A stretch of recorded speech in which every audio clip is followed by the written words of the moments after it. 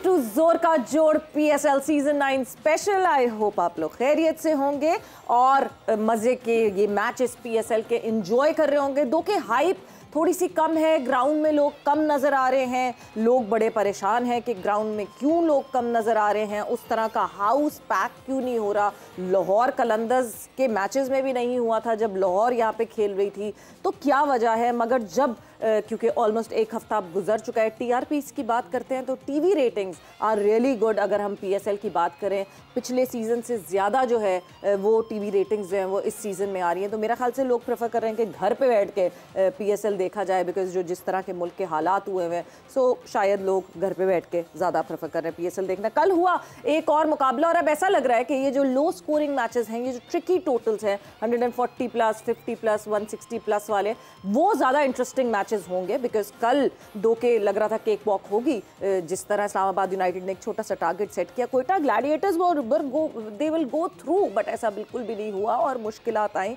और इधर उधर झूलता रहा match. But at the end of the day Quetta Gladiators ने जीत हासिल की। बात करेंगे इस मैच के हवाले से। मैं हूं सवेरा पाशा और मेरे साथ मौजूद हैं हाफिज मोहम्मद इमरान। और कोयटा की मुसलसल 3 कामयाबियां हुई हैं। कल के मैच में भी कोयटा ने कामयाबी हासिल की और अब देखना ये है कि कोयटा को कौन सी ऐसी टीम है जो ज़्यादा उनके लिए मुश्किलात पैदा कर सकती है। क्या वाकई उनकी स्पिन बॉलिंग उनके लिए एक मसला बन सकती है, बिलखुसूस अब्रार की शक्ल में को विकटें हासिल कर रहे हैं, लेकिन ख़राब बॉलिंग पर अगर आपको विकटें मिलें तो मुश्किल मैच में या जहां पर मैच आपके ऊपर दबाव में आएगा तो क्या वाकई मुश्किलात पैदा हो सकती हैं इस बॉलिंग लाइन के ख़िलाफ़। और यहाँ पर जैसे इस्लामाबाद यूनाइटेड की बात है, तो कल क्या ऐसी ख़ास वजह हुई कि अच्छा आगाज़ भी मिला, तमाम के तमाम बैटर्स के ख़राब शॉट थे, पिच थोड़ा मुश्किल था, या फिर पिच के ऊपर अब मलबा डालने की कोशिश की जाएगी कि बॉल फंस रहा था, बैट पे अच्छे तरीके से नहीं आ रहा था, तो क्या ऐसा ही होगा जी? बिल्कुल ऐसा हो सकता है, क्योंकि पिच के ऊपर बात की जाएगी या फिर एक और चीज़ हुई कल जिस पे मलबा डाला जा सकता है और जिस पे डाला जा रहा है, that is the DRS decision, जहां सलमान अली आगा जो है वो आमने सामने थे रदरफोर्ड के, और जहां पे एक DRS का डिसीजन जो है वो इस्लामाबाद यूनाइटेड के अगेंस्ट किया। बट आई बिलीव कि उस DRS के डिसीजन से पहले Shadab Khan needs to see कि आपकी टीम ने 15 से 20 रन वैसे ही शॉट बनाए हुए थे। सो उसके बाद एक DRS का decision, yes that could have been the changing moment और द यू टर्न और the turning point for the match, मगर अकेला वो DRS का डिसीजन, खैर उस पर हम बहुत डिटेल में बात करेंगे, डिस्कशन ज़रूर करेंगे। हमारे PSL के फैमिली मेम्बर जो हमारे साथ मौजूद हैं, हमारे बहुत चहीते हैं, चीते नहीं चहीते हैं, उनको हम जो है वेलकम करते हैं। सो मुश्ताक अहमद हमारे साथ मौजूद हैं। अस्सलाम वालेकुम and welcome to the show. वालेकुम अस्सलाम, बहुत शुक्रिया। सो मुशी भाई, लोग बड़ा परेशान हैं इस बात को लेके, बिकॉज कल से मैं सोशल मीडिया में भी देख रही हूँ, लोग कह रहे हैं ग्राउंड्स क्यों खाली हैं, क्यों नहीं दिख रहे हैं, स्पेक्टेटर्स कम हैं, वरना एटलीस्ट लाहौर में लाहौर कलंदर खेल रहा होता था। तो यस, बिस्मिल्लाहिर्रहमानिर्रहीम। सबसे पहले तो जुमे वाले दिन ना, आज मैं अपने आप को पता नहीं क्यों स्मार्ट फील कर रहा हूँ। अच्छा, गेस व्हाई? आज जुम्मे वाले दिन आप अपने आप को स्मार्ट फील कर क्यों? अच्छा, मैं अपने आप को फील लग रहा हूँ कि आई dress so well, may be that's why. मेरे कपड़े इतने अच्छे मुझे लग रहे हैं ना, मैंने पहली दफ़ा, क्योंकि मैं कपड़ों का शौकीन नहीं हूँ, मगर ये जो वेस्ट कोट और जो मटेरियल है ना, तो मैं आज मान गया हूँ शाहिद अफरीदी की ऑर्गेनाइजेशन को कि ये जो उन्होंने ब्रांड बनाया है ना कपड़ों का, आउटस्टैंडिंग। मैं आज ऑनेस्टली स्पीकिंग ये बड़ा कंफर्टेबल फील कर रहा हूँ कि ये बड़े अच्छे कपड़े हैं, इनका मटेरियल बहुत अच्छा है। इसमें मेरे ख्याल मेंस के लिए भी हैं और बच्चों के लिए भी हैं। So I think Shahid, thank you very much to providing this beautiful cloth. I am feeling good and I am feeling more confident. जब हाथ में बल्ला अपनी मर्जी का हो ना, तो फिर अल्फाज भी अच्छे निकलेंगे आज हमारे से। तो इसका मतलब कपड़े अच्छे पहने, कॉन्फिडेंट हैं। तो आज मैं हाफिज साहब को और पूरी मिस सवेरा को इंशाल्लाह ताला आज नहीं बोलने दूंगा, फिक्र ना करना आप। वैसे ये बात तो है, when you are comfortable in your clothes and आपको लग रहा होता है आप बहुत अच्छे लग रहे हैं, चाहे हम दुनिया जो भी सोच रही हो, आप अंदर से अच्छा फील करते तो दुनिया भी अच्छा फील करती। बस देखें ना, जब बच्चे आपके घर वाले, आपके बच्चे, आपकी बीवी जब वो कह देना कि आप यू लुक गुड, तो फिर आप फिर पाँव नहीं टिकते फिर जमीन पे। ये पक्की लिखी बात है। तो आप उड़ रहे हैं आज? अल्लाह का शुक्र, आज उड़ रहा हूँ। ये ना उड़ के मैं सूढ़ी से निकल जाऊँ बाहर। ये बस ये देखिएगा, ध्यान रखिएगा। इतना अच्छा रंग आपने पहना हुआ है, ये तो आपके चेहरे पर इसका रंग ऐसे चढ़ा हुआ है, चमक रहे हैं, दमक रहे हैं। ये कपड़ों का कमाल नहीं है हाफिज साहब, ये you have sparks in your eyes. Yes. You have sparks in your eyes. अच्छा जी, अब करते हैं बात क्रिकेट की, जो आपने क्वेश्चन किया है जी। क्रिकेट में देखें, कल तो पहली बात तो है, आई पर्सनली बिलीव दैट कि बोथ टीम अच्छी क्रिकेट नहीं खेली। बिल्कुल, ये we have to face the reality. ऐसी पिच नहीं थी कि आप 140 या 45 पे आउट हो जाएं और उसको डिफेंड कर 140 को चेज करते हुए आप 6-7 विकेटें गंवा दें। ऐसी पिच भी नहीं थी, ऐसी बॉलिंग भी नहीं थी। हमारी बैटिंग जो स्किल और बॉलिंग के स्किल ना एट टाइम बहुत अच्छे नजर आते हैं और फिर एट टाइम्स बहुत बुरे नजर आते हैं। फील्डिंग स्टैंडर्ड तो बिल्कुल ही खत्म ही होता जा रहा है। I don't know why. Even Ian bishop भी कल बोला कि मुझे नहीं समझ आती कि हर टीम के पास प्रोफेशनल फील्डिंग कोच है और वो मेहनत भी करते हैं। ये नहीं कि लड़के मेहनत नहीं करते, उसके बावजूद अगर कैचेस आप ड्रॉप कर रहे हैं, कैचेस नहीं फील्डिंग भी ड्रॉप कर रहे हैं, I don't know what's going on. Either fitness है या कंसंट्रेशन लेवल नहीं है, आई डोंट नो। ये इसमें बहुत ज़्यादा फोकस करना पड़ेगा सारी फ्रेंचाइज क्रिकेट को, और पब्लिक के लिए भी बहुत ज़रूरी है कि वो एक्साइटमेंट देखती है जब बहुत अच्छी कोई स्टॉप करता है, अच्छा कोई कैच लेता है, so you know they enjoy that kind of cricket. और जब आपने बात की है कि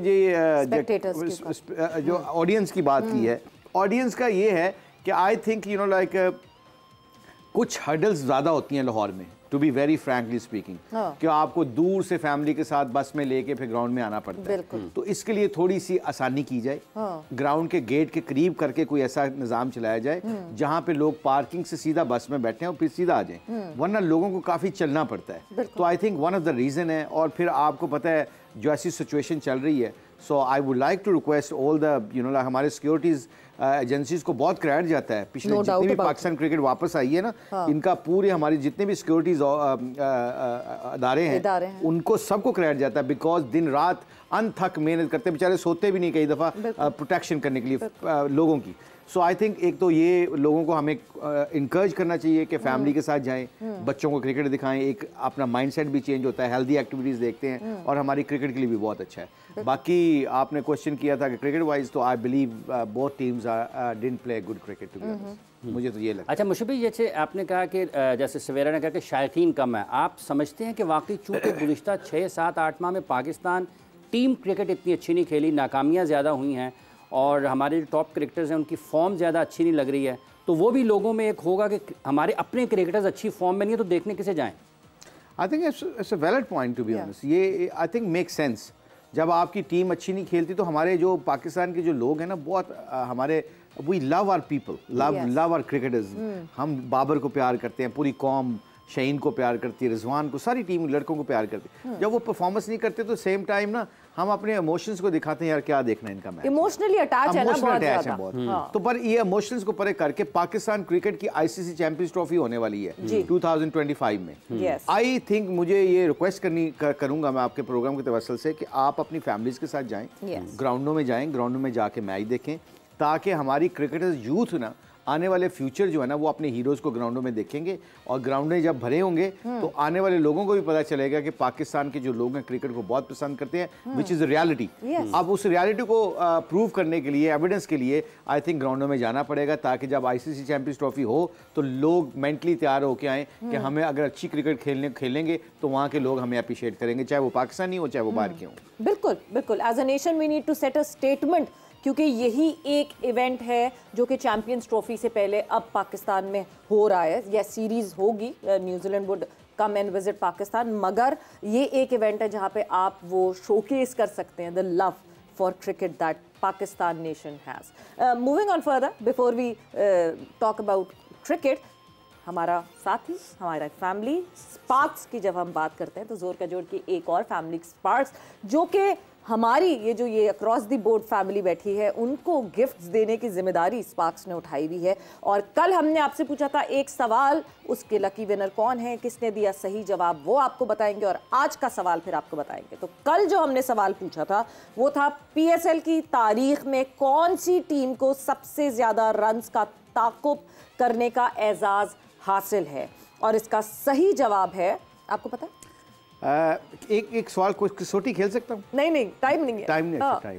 ब्रेक के बाद ही बताऊंगा। मेरा ख्याल मुल्तान सुल्तान। आपको ये वही तो इसीलिए तो आपसे पूछ रही थी कि आपको पता होना चाहिए। सो यस, मुल्तान सुल्तान, और मुल्तान सुल्तान ने पेशावर ज़ल्मी के अगेंस्ट 244 चेस किए और मेरे ख्याल 2-3 बॉलें अभी स्पेयर पड़ी। एग्जैक्टली बाकी थी। और विनर का नाम है ज़ैनब, जो कि लाइया से बिलोंग करती हैं। तो ज़ैनब लैया से बिलोंग, लैया। हाँ, आप मुझे सही करा दिए। लैया से ज़ैनब, आपके लिए बहुत तालियां, आपको मुबारक हो जी। कॉन्ग्रेचुलेशन ज़ैनब, बहुत बहुत मुबारक हो। आपको मिलता है स्पार्क्स का Neo 6 smartphone. So shine with sparks. आज का सवाल जल्दी से गौर से सुनिए और फिर जल्दी से जो है वो मैसेज करके इस पे रिप्लाई कीजिए, जवाब दीजिए इस नंबर पे। PSL में सबसे ज़्यादा सेंचुरीज बनाने का एजाज़ किस प्लेयर के पास है? फिर से दोहरा देती हूँ सवाल। PSL में सबसे ज़्यादा सेंचुरीज बनाने का एजाज़ किस प्लेयर के पास है? जवाब देने के लिए मैसेज कीजिए 0346-650-3661, 0346-650-3661। जल्दी से इस सवाल का जवाब दीजिए और सही जवाब देने वाले को मिलेगा स्पार्क्स का Neo 6 smartphone. So start sending your replies और जो लकी विनर होगा फिर वो खुश होगा, जाहिर सी बात है। बट इसी के साथ जो है वो ब्रेक का वक्त हो गया। मगर ब्रेक पे जाने से पहले थोड़ा सा आपसे मैं पूछूंगी, आपको अंदाजा है ऐसी कोई कसौटी में, कोई कसौटी नहीं भी पता होगा क्योंकि मैं जवाब दे नहीं सकता तो मैं कह दूंगा हाँ। ये बात भी है, बड़ा कोई आज वही ना कॉन्फिडेंट है, कॉन्फिडेंट से जवाब जिस तरह आ रहे हैं। पूरे एतमाद अंदाज में इनिंग्स का आगाज किया मुश्ताक अहमद साहब ने। आई तो because I am wearing boom boom Shahid Afridi's clothes तो बस मेरा ख्याल से इसी नोट पे एक ब्रेक पर जाते हैं और जब ब्रेक से वापस आएंगे तो अपनी डिस्कशन को आगे बढ़ाएंगे।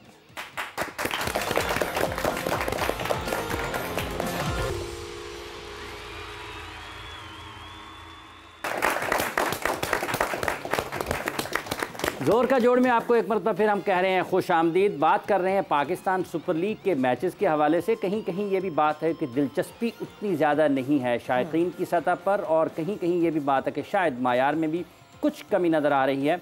कैसे वापसी हो सकती है? और ये जो अभी तक के मैचेस खेले गए हैं, पाकिस्तान के अपने टैलेंट की कारकर्दगी भी सामने ज़रूर आ रही है। आने वाले मैचेस में और ज़्यादा इम्तहान होगा। अभी हम नज़र डालेंगे मैच समरी पर। मेरा ख्याल है मैच समरी पे बिल्कुल तवज्जो देनी चाहिए कि थोड़ा सा ज़रा, क्योंकि हमने मैच की ऊपर से सरसरी सी तो बात की है कि क्या हुआ, इस्लामाबाद यूनाइटेड ने क्या किया, कोयटा ग्लैडिएटर्स ने कैसे उसको गेज किया। लास्ट वो winning 2 boundaries and then that shot Mohammad Amir को लगाने पड़े। यानी हम अभी मोहम्मद आमिर की बॉलिंग की तो तारीफ़ कर ही रहे थे, बट वो लास्ट जो बैटिंग एक्सीलेंस है उस पर भी हमने जो है वो बात करनी आगे जाके। बट ये मैच समरी आप 138 रन बनाए इस्लामाबाद यूनाइटेड ने पहले खेलते हुए 9 विकेटों के नुकसान पर, और इसमें आगा सलमान के 33 रन थे 23 गेंदों पर। एलेक्स हेल्स 9 गेंदों पर 21। बहुत अच्छा आगाज़ इन्होंने लिया लेकिन इनिंग्स लंबी नहीं कर पाए, आउट हो गए। अगर ये खेलते तो हो सकता है कि ये रन्स काफ़ी ज़्यादा हो सकते थे। अबरार अहमद 4 ओवर्स में 18 रन 3 विकेटें। उसके बाद मोहम्मद वसीम 4 ओवर्स में 20 रन 3 विकेटें। तो 138 रन के जवाब में कोयटा ने गिरते पड़ते कभी उधर 139 रन का हदफ हासिल किया 7 विकेटों के नुकसान पर। जैसन रॉय 18 गेंदों पर 37 रन बनाकर सबसे ज़्यादा रन बनाने वाले बल्लेबाज रहे, और दूसरे नंबर पर 34 रन नॉट आउट स्कोर किए कप्तान रोसो ने। इनकी तरफ से शादाब खान 24 रन देकर 2 विकेटें 4 ओवर्स में हासिल की, और नसीम शाह ने 34 रन देकर 4 ओवर्स में 2 विकेटें हासिल की। 18.2 ओवर्स में ये हदफ हासिल किया और 3 विकेटों से कामयाबी हासिल की कोयटा ग्लैडिएटर्स ने। ये इनकी मुसलसल तीसरी कामयाबी है। बिल्कुल, और ये मुशी भाई पिछले 4 सालों में ऐसे पहली दफ़ा हुआ है कि कंसेक्यूटिवली 3 मैच कोयटा ग्लैडिएटर्स जीती हो। तो हमें इससे अंदाज़ा हो जाता है कि पिछले सीजन के मुकाबले में इस सीज़न में कितनी शेयर डोमिनेंस दिख रही है कोयटा की। बिल्कुल ठीक कह रही हैं आप। उसकी रीज़न है कि some time changes are good for you. You know, आपको चेंज करने की कोशिश करनी चाहिए, चीज़ों को ठीक करने की कोशिश करनी चाहिए। और आई थिंक जो शेन वॉटसन का है और मोइन को डायरेक्टर बनाना, ऑल दो रोल चेंज हुए हैं, बट वो रोल चेंज करने में ही लोगों के माइंडसेट बड़े क्लियर हो जाते हैं। एंड आई थिंक ड्राफ्टिंग में इस दफ़ा इन्होंने लड़के बहुत अच्छे पिक किए हैं, बड़ा बैलेंस है इनका। मैं हमेशा कहता हूँ कि आप, I am sorry to give that example, Multan Sultan 4 साल से ये फाइनल खेल रही है, लाहौर 2 दफ़ा जीती है। You know who is winning a tournament and who taking you up there, middle में जो स्पिनर जिनके अच्छे हैं, आप देख लें कोयटा के, देख लें दोनों स्पिनर अच्छे हैं, अबरार भी और अकील हुसैन भी। शदाब की बॉलिंग अगर अच्छी होगी, अमाद की अच्छी होगी, they can challenge any team. आपका कराची का देख लें, शमसी अगर बॉलिंग अच्छी करेगा, he can brought you back. So I think ये सारी चीज़ों का अगर एलिमेंट देखा, कोटा ग्लेडिएटर को जो कल जीते हैं ना, जिस तरीके से जीते हैं, रुलते पड़ते गिरते गिरते, वो इस जीत के ऊपर पता क्या होता है, आप जब अगले दिन आते हो ना तो आपका डर हारने से खत्म हो जाता है। अगर ये हार जाते हैं यहाँ पे तो फिर ना डाउट क्रिएट हो जाता है पूरी टीम के अंदर, वो डाउट खत्म हो जाता है ऐसी टीम ऐसी जीतने से। क्योंकि आप देखें मुल्तान सुल्तान हारे 2 में मैच जीत गए हैं, उनको एक डाउट खत्म हो गया हुआ है। और जो बिलीव होता है ना वो अंडल्ज होता है एक दूसरे के साथ शिफ्ट किए हुए। अगर मेरा बिलीव तगड़ा होगा ना, मैं रिजवान हूँ, आउट होकर बैठा हूँ, मैं कोच हूँ, मैं अगर बैठा हूँ तो बैठ के देखता हूँ कि लड़कों के बॉडी, आपने देखा जब डेविड विली और रिजवान खेल रहे थे और इफ्तिखार और वो खुशदिलियां कोई उनके साथ बैठे हुए थे, हंस रहे थे आपस में। अब next he was next Iftikhar, और जो ही वाज नेक्स्ट था और आया भी है उसके बाद। होता क्या है कि यू गेट रिलैक्स, आपका माइंड सेट रिलैक्स हो जाता है। उसकी रीज़न पता क्या है? उसकी रीज़न ये है कि जीत आपकी सारी चीज़ों को कवर कर जाती है। आपके जो छोटी छोटी मिस्टेक्स होती हैं ना, वो आप आराम से मैनेज कर जाते हो। इसलिए कोटा ग्लेडिएटर इस वक्त डेंजरस टीम है, क्योंकि जो कल का मैच जीते हैं मुश्किल से, I think it give them lots of believe and confidence आ जाता है, डाउट नहीं रहता एक दूसरे के ऊपर। बट कल एक बहुत मजे की एक फुटेज बिल्कुल जब मैच खत्म हुआ आखिर में, सो हमें मोइन खान, क्योंकि आपने नाम लिया, मोइन खान जो हैं वो इंजॉय करते हुए दिखे, खुश होते हुए दिखे, आज़म खान को हक करते हुए दिखे, और दूसरी तरफ जो छोटे आज़म खान है वो सैड दिखे, और वो तो it was such a contrast within the family. Absolutely, Azam Khan की फीलिंग डेफिनेटली कोयटा के साथ तो है। वो छोटा बच्चा जरूर है, मगर आई नो दैट कि कोटा ग्लेडिएटर ने उसको बहुत सपोर्ट किया है, और उसकी क्रिकेट का सारा क्रेडिट मोइन की माँ बाप की दुआओं के बाद, मोइन की एफर्ट के बाद कोटा ग्लेडिएटर को ही जाता है, क्योंकि आज़म खान इस पे बिलीव भी करता है, इसको एक्नॉलेज भी करता है। बाकी वो छोटा है, सेंसिटिव है, ही इज़ वेरी इमोशनल गाय। आज़म खान का लोगों को पता नहीं है, वो छोटी छोटी बातों पे ही गेट्स वेरी इमोशनल। और बाकी मोइन जो है वो जीते हैं, और मोइन की सबसे अच्छी क्वालिटी ये है कि वो जिस रोल में भी उसको मिलता है, मुझे याद है कि मैंने बताया था पहले भी कि he was a manager of Pakistan cricket team and Waqar was a head coach, और दोनों की अंडरस्टैंडिंग बहुत अच्छी थी, बिकॉज मोइन न्यू दैट कि my role is not with the cricket, my role is in administration में, मैनेजर है। तो वो फिर उसने बड़ा अच्छा मैनेज किया था, इवन सारी फैमिली ने बहुत इंजॉय किया था।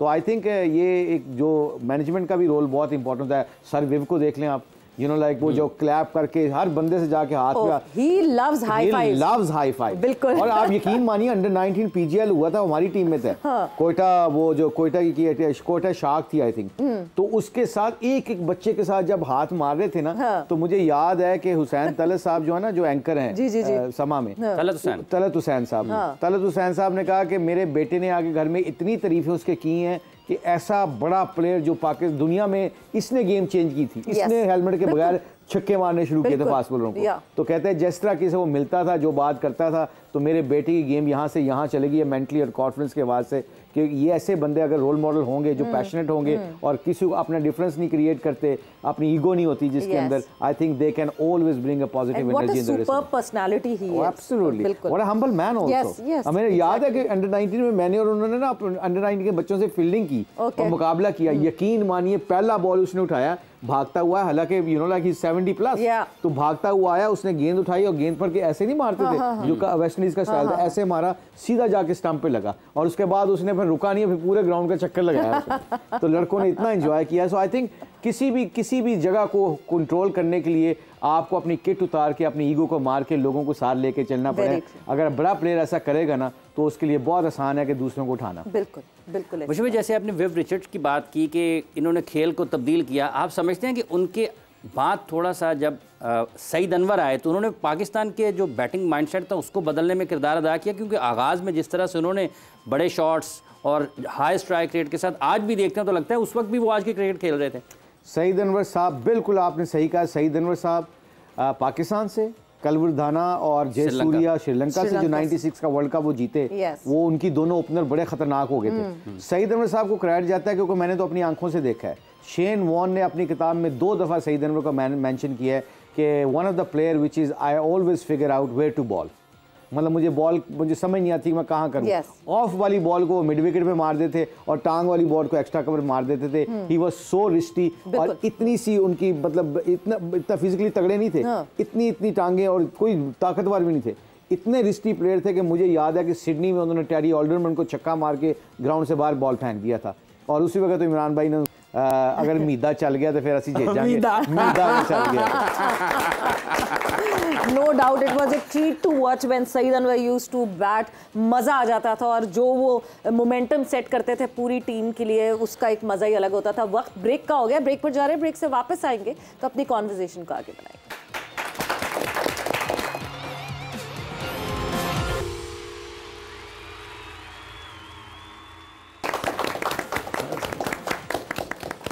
एंड वेलकम बैक टू जोर का जोड़ PSL सीजन 9। बात हमारी हो रही है कल जो एक मुकाबला हुआ Islamabad United versus Quetta Gladiators और कोयटा ग्लैडिएटर्स ने कहीं ना कहीं इधर उधर पहुंचते जीत ही लिया। दो के जब आप स्कोर कार्ड देखते तो आप कहते हैं कि ये तो इतने ओवर्स पड़े थे अभी जल्दी जीत लिया, मगर जिस तरह इधर से उधर झूल रहा था वो मैच और दिलों की धड़कनें तेज़ हो रही थी, वो मेरा ख्याल से जो उस वक्त लाइव देख रहे थे उनको अच्छे से अंदाज़ा होगा कि ये वक्त आ गया कि मोहम्मद आमिर को जिम्मेदारी उठानी पड़ी एंड उन्होंने जो 2 चौके मारे आखिर में एंड देन वो विनिंग शॉट मारा, वहाँ जाके जो है कोयटा ग्लैडिएटर्स को जीत मिली। मगर इस्लामाबाद यूनाइटेड, मुशी भाई क्या कल हमने ये तो बात की कि बैटिंग अच्छी नहीं थी, एक टेलरमेड सिचुएशन थी इवन आज़म के लिए। आज़म को हम बहुत हाईली रेट करते हैं, ही नोज़ किस तरह एक्सेलरेट करना है, किस तरह रन्स बनाने हैं। आज़म वॉज नॉट इन नंबर्स। फिर और बहुत सारे प्लेयर्स ऐसे थे जो कि उस तरह डिलीवर नहीं कर पा रहे जिस तरह इस्लामाबाद यूनाइटेड सॉर्टेड लग रही थी। Quetta you mean? No Islamabad united. Azam Khan. हाँ। तो आपके कहने का मतलब है कि Islamabad united they were sorted? No, जिस तरह शुरू में सॉर्टेड लग रहे थे ना फ्रॉम द फर्स्ट मैच और वो उस तरह सॉर्टेड नहीं लग रहे। बैटिंग में जहां कोई एक मसला आया तो ट्रिकल डाउन इफेक्ट आता है और पूरी विकेटें गिर जाती हैं। Okay, I think valid point है आपका। उसकी वजह फिर कमिंग बैक टू, मैं बार शायद हम आए तो हमारे ऑडियंस भी और आप लोग भी बोर हो जाएंगे एंड आई एम श्योर इसका कोई रॉकेट साइंस जवाब नहीं है। इसका जवाब यही है कि आज़म भी 1 या 6-7 मैच खेला होगा फर्स्ट क्लास क्रिकेट के, ये नहीं खेला होगा ना। हाँ, बिल्कुल। मेरे ख्याल में ये फिर बात घुमा के फरा के वही आएगी, जितने भी आपके जो मिडिल ऑर्डर बैट्समैन हैं, आपको वसीम जूनियर को 16 मैचेस फर्स्ट क्लासेस। अच्छा, फर्स्ट क्लास 16 मैचेस के बाद उसकी गेम देखे कितनी इंप्रूव हुई। लीगों में जाके उसने जाके अब वो अपनी इनिंग्स को बिल्ड करने लग गया है। अब उसको एविडेंस मिलता है, पूरी दुनिया में लोगों को अब एविडेंस मिलता है he can improve his game and he can build his innings. अब वसीम जूनियर को आप देख लें, कल जो उसने शॉट मारी शादाब को पहले बॉल से, जबकि आपको पता स्कोर थोड़ा रह गया, आप राइली रूसो आपका कप्तान खेल रहा है and you just playing first ball और आपने जो शॉट मारी उसकी रीज़न क्या है? बिकॉज एनवायरनमेंट सिचुएशन आपने नहीं रीड की, गेम अवेयरनेस नहीं है। तो इसका मतलब है कि जो हमारे इस्लामाबाद यूनाइटेड की कल जो परफॉर्मेंस हुई है ना, so I think people sometime they don't think कि ये सिचुएशन गेम की क्या चल रही है, इस वक्त मुझे क्या खेलना है, इस वक्त मेरा डिमांड क्या है मेरी टीम की, मुझे छक्के मारने हैं, मुझे लंबा लेके जाना है, मैं सिंगलें करनी है, डबल करनी है। गेम शिफ्ट करते हैं, गेम कहते हैं ना, अच्छा प्लेयर क्या होता है वो अडेप्ट करता है हर सिचुएशन के मुताबिक। ये सीखनी पड़ेगी जो हमारी यंगस्टर्स को बार बार हम इस प्रोग्राम के तवज्जुह से कहते हैं कि you have to learn how to score runs, you have to learn how to get wickets, you have to understand the angles of the fielding. ये आप तब करोगे जब आप फर्स्ट क्लास क्रिकेट खेलोगे, जब आप क्रिकेट को सही टाइम दोगे, when you start wondering about the cricket. तो आई थिंक ये बहुत इंपॉर्टेंट इशू है जो आप कह रही हो, उसके ऊपर लोगों को बहुत ज़रूरत है कि गेम अवेयरनेस की गेम बात की जाए, क्योंकि कई दफ़ा हम फिट भी होते हैं, छक्के भी मार लेते हैं, बट छक्कों का टाइम कई दफ़ा नहीं होता। और आपने गेम को, राइली रोसो ने कल क्या किया है, वो अपनी गेम से हटा कर बिल्कुल हट गया और हट गया, स्लो डाउन कर दिया ना, बिल्कुल एंकर बन गया एकदम।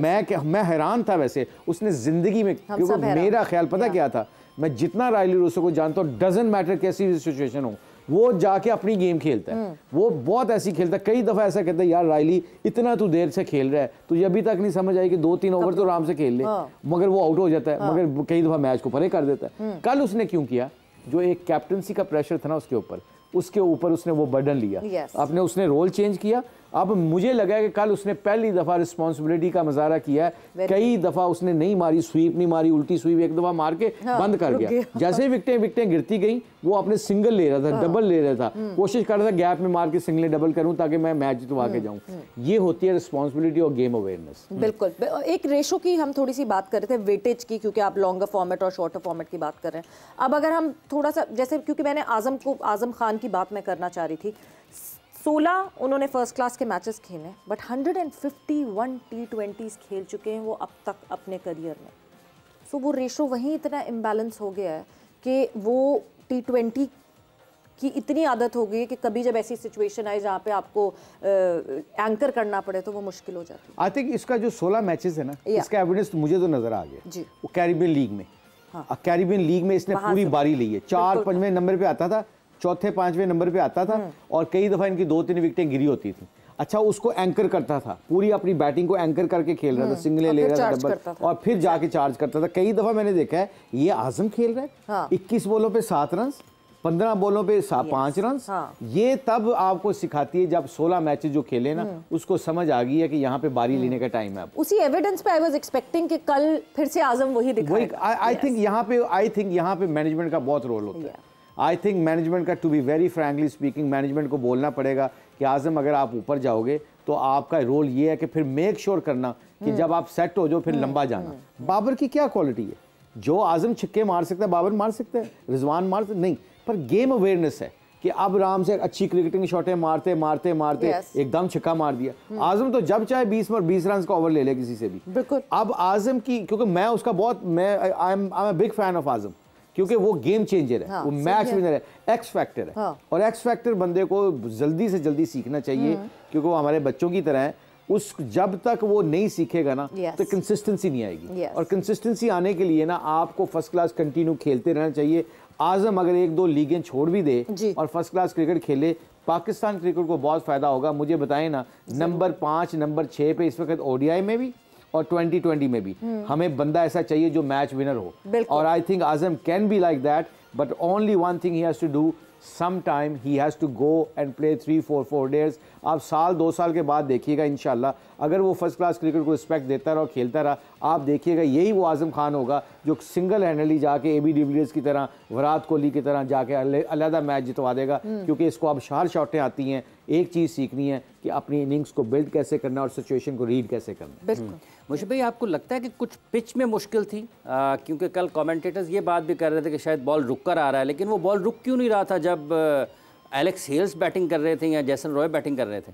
ये मुझे तो लगता है कि पिच इतना मुश्किल नहीं था, थोड़ा ग्रिप तो होता है। अब प्रोफेशनल वर्ल्ड में ये थोड़ी कि आप सीमेंट पिच पे जाके खेल रहे हो। अगर आपका स्किल लेवल जिस तरह तगड़े नहीं है तो फिर आप हल्की सी भी कंडीशन मुश्किल होगी तो आप फंस जाएंगे। इसका मतलब मैं इस पे बिलीव नहीं करता। मेरा ख्याल है थोड़ी सी पिच में जरूर थी, मगर ये बिल्कुल ऐसा नहीं था कि जेसन रॉय का ऑन दी अप ड्राइवें मारी उसने। कल पहला नसीम ने बॉल किया, क्या चौका मारा उसने, फिर दूसरा चौका कैसे मारा उसने, अच्छी क्रिकेटिंग शॉटें मार रहे थे ना। अब आपने बिल्कुल सही कहा है कि ये रायली रूसो या वो दूसरा खेल रहा था, अच्छी दूर से अच्छा खेल रहा था। अब ये क्या है कि जो जेसन रॉय आउट हुआ है वो खिंचा हुआ बॉल था, उसने पुल मार दी। अब इनसाइड एज पे बोल्ड हो गया। इस पे what to do with the pitch? आपका पिच तो कोई चक्कर नहीं है ना। आपने वसीम जूनियर ने कैसी शॉट मारी, what to do with the pitch? Nothing to do with the pitch. आपने जो एक असल बॉल किया ना, जो मैंने कल बहुत इंजॉय किया एक्चुअली, वो था नसीम शाह का, जो उसने राउंड द विकेट रदरफोर्ड को किया था। व्हाट अ ब्यूटीफुल बॉल, वो पेस, वो मैं कल खुश हुआ हूँ।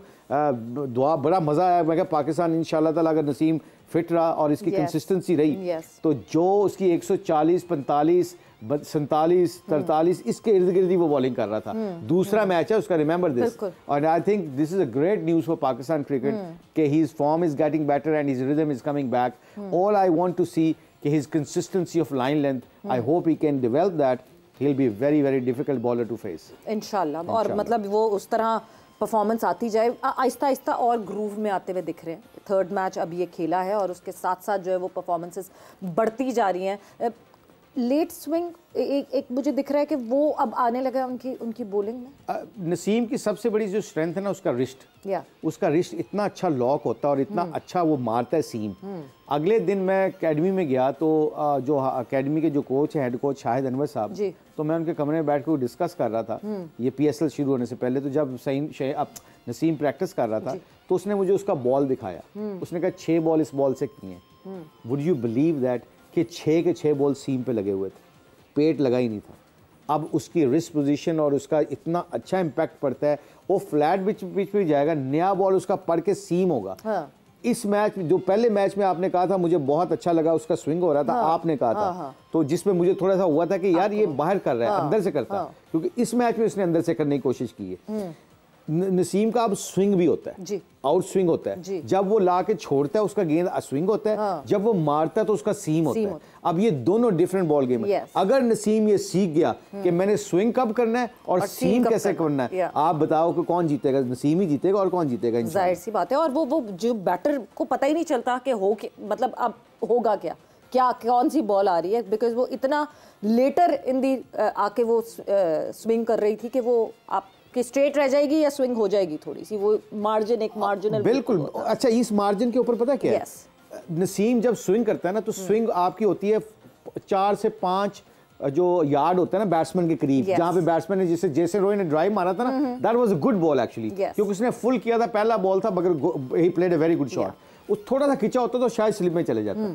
अब वहां पे जब नसीम को पता चल जाता कि हमने 2 स्विंग कर लिए हैं, अगर वो स्मार्ट होगा ना, वो क्या करे, फिर 7 से 8 यार्ड्स पे ला के ना, फिर वो मारे ला के पटके बॉल, क्योंकि उसकी सीम ही लगनी है। जब आपका सीम लगना, कई दफा नसीम को भी नहीं पता चलता कि अंदर आएगा कि बाहर आएगा। सीम लग के अगर सीम अंदर लगी तो अंदर आ जाएगा, बाहर निकल तो वो क्या होगा, बैट्समैन कहेगा यार ये पिच पे क्या हो रहा है, स्विंग भी हो रहा है, सीम भी हो रहा है। हालांकि उसको नहीं पता ये नसीम के स्किल हैं। मोहम्मद आसिफ ने क्यों अपने क्रिकेट को इम्प्रूव किया था, उसको समझ आ गई थी 6 महीने के अंदर अंदर कि मैं स्विंग करूंगा तो मैंने हल्का सा छोड़ना है, वो हवा में स्विंग होता है, सीम मारने के लिए मुझे बॉल को पटकना पड़ेगा। तो अब ये फाइन लाइन होती है, जिस बॉलर को ये पता चल जाता है वो तो बैट्समैनों के साथ खेल सकता है आराम से।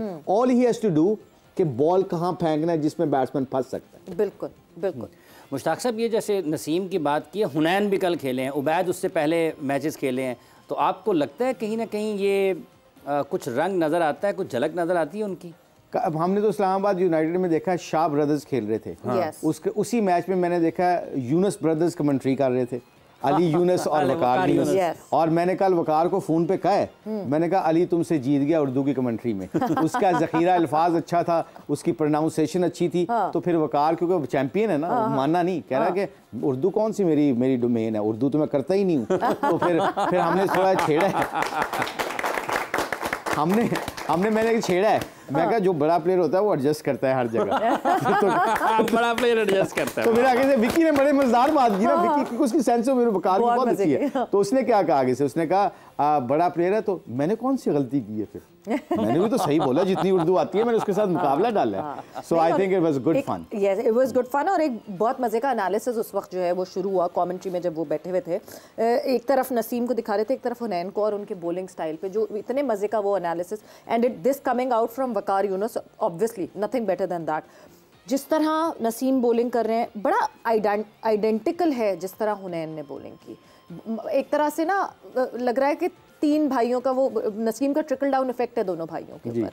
थोड़ा सा वेवर्ड है क्योंकि हुनैन के पास वो उस तरह की मैच प्रैक्टिस नहीं है, but good bowling, debut of PSL and Jason Roy's wicket, who else want that? I think वो कल बात कर रहे थे और I think I totally agree, Tariq Saeed कर रहे थे आई थिंक कमेंट्री में। नहीं, कौन था? अली यूनुस ही थे। अली यूनुस, हाँ, तारिक सईद जो है वो मुल्तान की कमेंट्री। अच्छा, फिर मैं कोई कमेंटेटर कर रहा था, हाँ शायद, हाँ अली यूनुस ही कर रहे थे, थैंक यू। अली यूनुस कह रहे थे कि बिकॉज हनैन को एडवांटेज ये है कि उसके सारे बॉल अच्छी लाइन पे इसलिए गिरे कि फॉर लास्ट ईयर और so he is playing first class cricket and actually he is playing for Lahore region. तो लाहौर रीजन से उसने लंबे लंबे ओवर किए हुए हैं, उसका एक्शन भी अच्छा लग रहा था, उसका रनअप भी अच्छा लग रहा था। और आई मस्ट से दिस कि जी नसीम शाह जब छोटा था, जब जितने भी मुदस्सर नज़र ने उनके ऊपर बहुत काम किया, उनका बहुत ख्याल रखा, फिर वकार यूनुस जब हेड कोच बने और बॉलिंग कोच बने पाकिस्तान टीम के, उन्होंने नसीम को और शहीन को बहुत सपोर्ट किया। मतलब मीडिया में कई दफ़ा उनको क्रिटिसाइज भी हुआ कि जल्दी लेके आ रहे हैं, क्योंकि ऑस्ट्रेलिया में जब लेके गए थे नसीम शाह को तो सारे कहते थे it's too early for him, which is rightly so. But Waqar Younis का ऑलवेज बिलीव था कि यू नो ये बंदा बहुत अच्छा बॉलर बन सकता है, and he prove that. So I think ये छोटी छोटी चीज़ें हैं, जब हम फैन सुनते हैं और अंदर की स्टोरी सुनते हैं और आप एक्शन देखेंगे, अगर sorry to take you guys there, अगर ये एक्शन देखा जाए जो हम देख रहे हैं कि ये एक्शन बिल्कुल तकरीबन सिमिलर है, सिवाय एक चीज़ के कि नसीम का अगला पाँव थोड़ा सा क्रॉस जाता है, हनैन का सीधा पड़ता है, उबैद शाह का सीधा पड़ता है। और आपको let me tell you one funny thing, this morning I was traveling with one of the under 19 fast bowler Rehan coach जो है, उसके साथ मैं ट्रैवल करता था। उसने मुझे फुटेज दिखाई कि जो इसका था ना उबैद शाह, उसका जो पिछली टांग बहुत क्लैप्स हो रही थी। It took him 6 weeks to sort his back leg up to उसको सीधा करने के लिए। तो मैं बड़ी खुशी हुई कि हमारे नीचे भी लोग ऐसे हैं डोमेस्टिक क्रिकेट में जो लोगों को टेक्निकल चीज़ों को ठीक करते हैं। और जब ये बैद को मैंने देखा अभी और हनैन शाह को देखा है, I think they are more, मैं let me I am sorry to say this, मुझे लगता है कई दफ़ा नसीम से ज़्यादा रिपीटेबल उनकी बायो मैकेनिक एक्शंस है। बिल्कुल।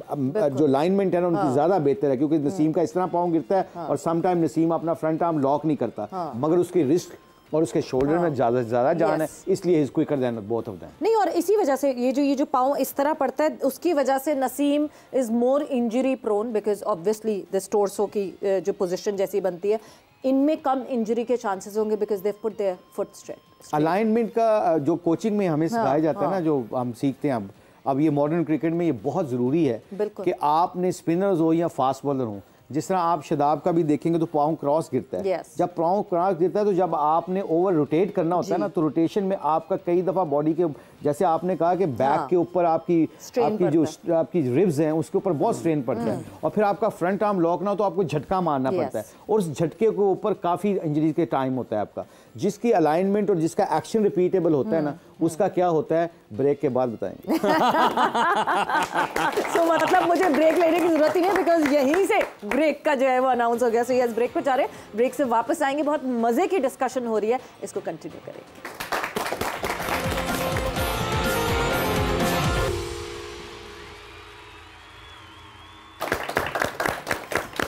एंड वेलकम बैक टू जोर का जोड़ PSL सीजन 9 स्पेशल। बात हमारी हो रही है Islamabad United versus Quetta gladiator के मैच के हवाले से।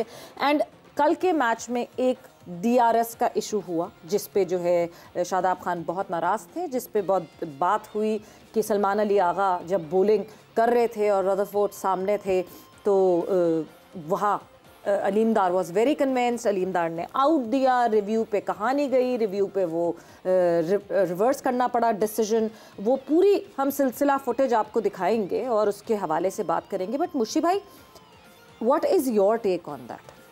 अच्छा, पहली बात तो जितना मैं शदाब को जानता हूँ ना, शदाब बहुत फेयर क्रिकेट खेलता है, बहुत पैशनेट है और बड़े जज्बे से खेलता है, मतलब उसकी एटीट्यूड से कभी गिव अप नहीं लगता कि वो गिव अप नहीं करता। कल मुझे थोड़ा सा फ्रस्ट्रेटेड लगा, और ये मेरा काफ़ी फ्रस्ट्रेटेड। नॉर्मली शदाब जो है ना वो एक्सक्यूज नहीं करता, वो अपना फेलियर मान लेता है। मैं बल्कि एक आध प्रोग्राम में सुन भी रहा था, उसको कहता है जी वर्ल्ड कप में मेरी परफॉर्मेंस की वजह से हो सकता है पाकिस्तान को वर्ल्ड कप में आगे नहीं गया, और ये बहुत बड़ी स्टेटमेंट होती है, एक बंदा अपना एग्री करता है इस पर। तो शदाब को जितना मैं जानता हूँ बड़ा ऑनेस्ट है, बड़ा इसलिए वो पिछले 2-3 साल से इस्लामाबाद को लीड कर रहा है, अच्छा लीड कर रहा है। कल जो उसने फ्रस्ट्रेशन शो की है ना, I think that was not Shadab Khan, जो मैं जानता हूँ। शदाब खान ने इसलिए किया होगा कि वो समझता होगा कि वो शायद मैच टर्निंग पॉइंट था। मुझे ये लगता है कि कल अगर आप अपने कैमरामैन या प्रोड्यूसर को यहाँ बताएं कि अगर वो स्क्रीन पे बताएं, तो मैं थोड़ा सा बताऊं कि वो अंपायर या थर्ड अंपायर ने क्यों नॉट आउट किया था। हालांकि ऑन फील्ड अंपायर जब आउट दे देता है तो 70% जो चीज़ें होती हैं ना, वो ऑन फील्ड अंपायर के साथ मिलती हैं। 30% कई दफ़ा चांसेस होता है, बहुत बड़ा रेशियो है ये, 70% 30%। तो आई थिंक अगर थर्ड, मैं आपको बताता हूँ, मैं थोड़ा सा ना हम ये देखें, अगर आप इसको देखें ना जी, एक तो नंबर 1 यहाँ पे आपने नेकेड आई से देखा है कि रायली रूसो ने क्या किया। रायली रूसो ने जब सलमान को खेल रहा था तो वो बाहर गया है, अपनी टांग ऑफ साइड ऑफ स्टंप पे ले गया है, जिसको कहते हैं, और जो अंपैक्ट है ना ऑफ स्टंप के बाद, ये देखें, रोक लें जिधर, ये अगर रोक सकते हैं रोक। ये बॉल जो है ना, इस लाइन जो लाइन है, ये लाइन के ऊपर बॉल का पिच होना बहुत ज़रूरी है। अगर आपका पिच बॉल बाहर होता है फिर अंदर लाइन के अंदर लगता है तो फिर भी आउट हो सकता है, फिर भी आपको आउट मिल सकता है। इस सिनारियो में ये बॉल लगा हुआ है, यहाँ पे गिरा हुआ है, और मुझे लगता है थोड़ा सा ग्रिप हुआ था, ये मुझे लगता है, हो सकता है मैं गलत हूँ इस बात पे, मगर मुझे लगा थोड़ा ग्रिप हुआ है। जो बॉल जब आपके ऑफ स्टंप के बाहर लगता है ना, ऑफ स्टंप की लाइन के बाहर लगता, और जिसे हम कहते हैं इम्पैक्ट आउटसाइड द लाइन, वो अंपायर आउट दे या न दे उसमें आउट नहीं होता, क्योंकि आपका impact outside the off stump लगता है। अब ये बॉल को अगर अगला कंटिन्यू करें जी, इसको पैड के ऊपर लगाने दें, अगर आप पैड के ऊपर लगाएंगे तो एक फ्रेम आगे लेके जाएं, ये लग गया। अब ये देखें वहां पे भी उन्होंने बताया कि स्पिन हुआ है। अगर से put it in that way कि शदाब ने कहा कि जी स्पिन नहीं हुआ, इसके बावजूद ये इसका बॉल जो ना ऑफ स्टंप की बाहर लाइन लगा, और जब ऑफ स्टंप के बाहर लगता है ना तो उसका इम्पैक्ट जो होता है ना वो नॉट आउट होता है, वैसे ही खत्म हो जाता है। सो आई थिंक इसमें मुझे भी लगा थोड़ा सा बॉल ग्रिप हुआ है, जिप ग्रिप होने की वजह से बॉल जो उन्हें थर्ड एम्पायर ने नॉट आउट दिया है। तो आई थिंक ये रायली रूसो को इसका एडवांटेज भी गया है कि वो अपने आप को बाहर लेके गया ताकि मैं एलबीडब्ल्यू ना हो जाऊं। इसलिए लोग अक्सर स्वीप मारते हुए अपनी टांग को ऑफ स्टंप से बाहर ले जाते हैं या टांग खोल के अपने लेग स्टंप से बाहर ले जाते हैं ताकि एलबीडब्ल्यू ना हो। सो आई थिंक इस केस में भी मुझे यही लगा है कि बॉल जो है थोड़ा ऑफ स्टंप के बाहर लगा है और लाइन से बाहर लगा है, जिसकी वजह से थर्ड एम्पायर ने नॉट आउट किया है। तो आई थिंक ये अगर देखा जाए तो मैं अगर पूरी जितने भी लोग देख रहे हैं इसमें यही कहूंगा कि some time because you start losing matches, उसका इम्पैक्ट ये पड़ता है कि फ्रस्ट्रेशन हो जाती है, और फ्रस्ट्रेशन में शदाब जैसा भी जो बहुत हमारा ज़बरदस्त का बच्चा है, मतलब खेलना है, क्रिकेटर है, उसके बावजूद he can get show frustration. इंसान है, कमज़ोर है, फ्रस्ट्रेशन हो सकती है, but I think overall Shadab will sleep night, last night सोया होगा, आज उठा होगा, he will be more relax because वो बड़ी जल्दी मूव करता है। बिल्कुल। लेकिन इसका मतलब जो पहला हिस्सा है किसी भी लेग बिफोर का, वो पिच कहाँ पर हो रहा है बॉल, तो वही इम्पैक्ट आउटसाइड है। अब देखिए खड़ा हो क्या हाफिज साहब बताता हूं। आपका लेफ्ट आर्म शहीन बॉलिंग कर रहे हैं, शहीन का बॉल अगर वो लाइन जो लाइन होती है पट्टी जिसे दिखा रहे हैं, वो पट्टी के अंदर बॉल नहीं गिरेगा, अगर बाहर गिर के अगर मेरी मिडिल स्टंप पे भी लगेगा वो नॉट आउट है, क्योंकि पिच आउटसाइड मतलब उस लाइन में हुआ बॉल ट्रैकिंग दिखाते भी नहीं है, नहीं उसके बाद दिखाते भी नहीं ना कि विकेटों को लग रहा है नल एंड वॉइड हो जाता, तो वो एग्जैक्टली। तो आई थिंक ये अगर सारा सिनेरियो देखा जाए तो उसका इम्पैक्ट आउटसाइड का था। इसके बावजूद हैविंग सेड दैट, आप ये बताएं ये कपड़े कैसे लग रहे हैं? मुझे बहुत अच्छे लग रहे हैं।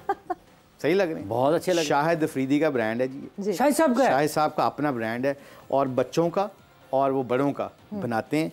और आज उन्होंने मुझे कहा कि ये पहन के आने, वेस्ट कोट उनकी इसी है कि जब मेरा दिल चाहता है मैं बंद कर लेता हूँ, जब दिल चाहता है मैं इसमें ये भी इजाजत है, ये भी इजाजत है जब चाहे बटन खोल लें, जब चाहे बंद कर लें, ये भी इजाजत है। ये तो एक टिकट में 2 मजे हो गए। और इसके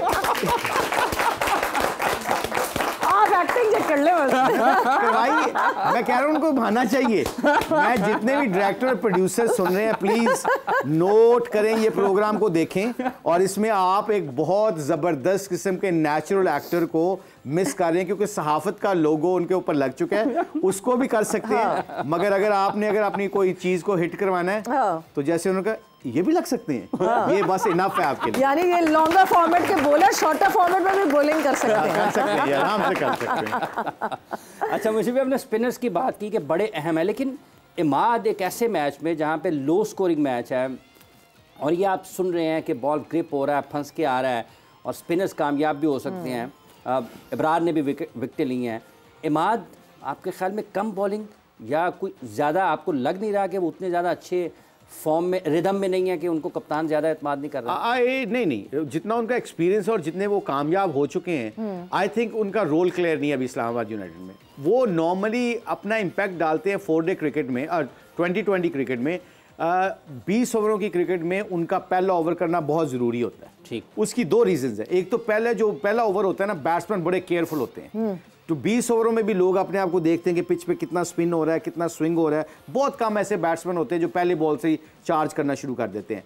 इमाद वसीम को जब पहला ओवर मिल जाता है और पहले ओवर में उनकी जो लाइन और लेंथ और जो स्विंग है, जिसको आम बॉल कहते हैं, वो इतनी लाइन पे फेंकते हैं, इतना इम्पैक्टफुल होते हैं कि आप उनको जानने के बावजूद, राशिद और इमाद की जो लाइन लेंथ है उसके बावजूद आप उनको मारना बहुत मुश्किल है, इसलिए वो इम्पैक्टफुल होते हैं।